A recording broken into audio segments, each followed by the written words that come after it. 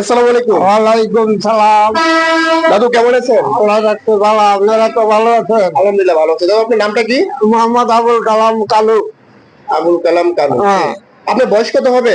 বয়স হিসাবে 84 যাইতেছে। 84 যাইতেছে। হ্যাঁ। আপনাদের কালানে চাল কত কেজি ছিল? পাকিস্তান আমলে ছিল 1 টাকা 5 টাকা। আচ্ছা। স্বাধীন হওয়ার পরে যে চাউলের বাজার কমে গেল, হইলো 12 আনা 14 আনা। জি জি। 1 টাকা কেজি কেজি? কেজি না, এটা কেজির মাপ নাই, সেরের মাপ। শেয়ারের মাপ ছিল। একটা গরু কত টাকার দাম ছিল? এই 60 টাকা দিয়ে একটা গরু কিনিয়া আর একটা গরুর লাগে দেয় বন্ধা আলবাইছি দৌড়ায় মই দিছি। ও আচ্ছা। ওই সময় জমির দাম কেমন ছিল?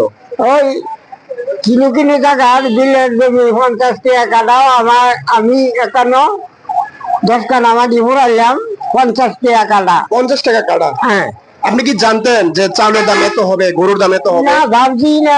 কোনো সময় ভাবছেন না? না না, যে এত চাউলের দাম হইব এটা হইব এটা ভাবছি। আচ্ছা, তাহলে আপনি এখন কি করতেছেন? এখন কি করেন? ওখান বর্তমানে রেটারটা বা এই কিছুদিন আগে দেও নারকেল গাছ পরিষ্কার করিয়া জীবিকা নির্ভর করতে আসলাম।